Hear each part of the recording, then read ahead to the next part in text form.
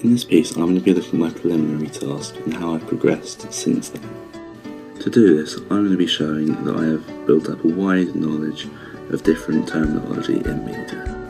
At the time of filming my preliminary task, I only had a limited knowledge of the simple basic areas of media: cinematography, mise-en-scène, editing and sound. I'm now going to look at the cinematography knowledge I've picked up over the time.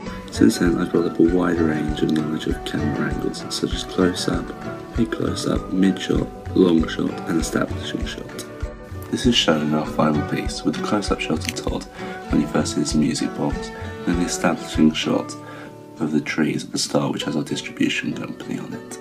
I've also learnt about camera movements, such as arc shots, tilt shots and tracking shots. This is shown in my final piece by the tracking shot I took of Todd when he's walking across the car park. I've also been learning about the different focuses of the camera, such as focusing in the foreground or background, or using a deep focus or rack focus. This is shown in our final piece, with the shots through the leaves and the feather as Todd walks through the forest, as they are in foreground focus. He's in the background, he isn't in focus. Framing was another key element to this, and we used the rule of thirds throughout filming to make sure that the audience is focusing on what we want them to see.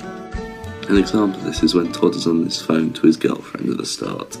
His phone and his face are in the top left of the rule of thirds. I've applied this knowledge by helping with the shooting of most of the scenes we've done, so that we get a broad range of opinions on what we should shoot. Now I'm going to look at how my mise-en-scène knowledge has improved over the course of this year. I now know how to use costume, hair and makeup to show the conventions of the character and the stereotypes they can either abide by or subvert. This is shown in my final piece, as the antagonist has stubble compared to Todd having none. This is because the older the character, the more likely they are to be the antagonist in the story, which is a convention of film. I now know how to use settings and props so that the audience will know what the area is meant to look like, so they can relate it to their own lives. This is shown in my final piece by having an average place in the southeast of England, which many people will be able to relate to in the suburban culture. I now know how to use lighting and colour to make the scene more effective, such as using high key or low key lighting, or using a sepia filter to make the scene look scarier. This is shown in my final piece with the shots of the antagonist, which are much less saturated than the rest of them to show that he is bad. I've applied this knowledge by helping with the costume and makeup design for the characters and helping choose the settings for our scene and the props.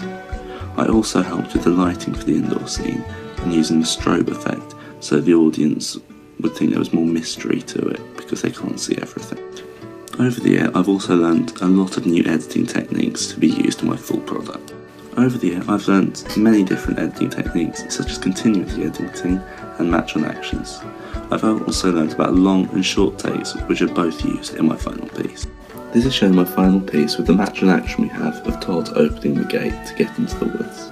I've also learnt that I should not be breaking the 180-degree rule, as my group did in our preliminary task.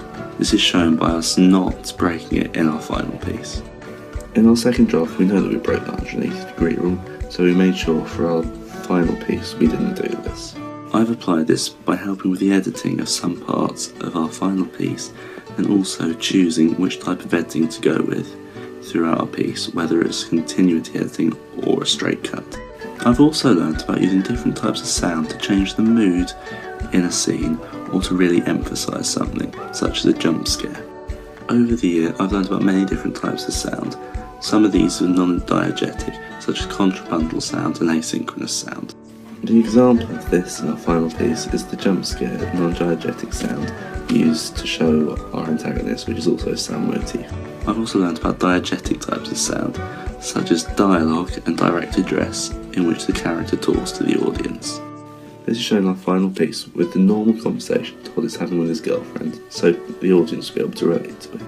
I've also learnt about other types of diegetic sound, such as ambient sound, which is the sounds of an area or place. This is shown in our final piece, with the sounds of the road as Todd is getting his bike from the bike rack. I've also learnt about how the rhythm and pitch can affect how a piece is portrayed to the audience. This is shown in our second draft, as the sound pitch becomes a lot lower as the car breaks down. I've applied this knowledge by helping with sourcing of the music for our final piece. Over the year, I've used many different types of technology to produce, distribute and exhibit my product. We've been using a DSLR camera to shoot our final piece. I've built up a wide range of knowledge on how to shoot with this, and using effects such as changing the shutter speed to change the lighting. I had no idea of this when I was doing my preliminary task, and this shows how I've progressed. This is shown our final piece because the lighting is the same in all of the shots, showing that we know how to change the lighting using these. Also, I've now learned how to use Adobe Premiere Pro to edit, instead of using simpler programs such as iMovie, which don't have the same level of editing techniques, so that I now have a much better final product. To exhibit our product, I've learned how to upload to YouTube, as before I had no idea how to do this, and now I have a wide range of skills on being able to do it. When doing my preliminary task, I had no ideas on the conventions of film, but now, having done textual analyses of films such as Insidious and Seven, I know how to relate my film to other films in that genre. In addition to that, I've also learned how to work as a team by distributing the jobs evenly and not doing it all by myself, and letting everyone have a chance to do some of the work.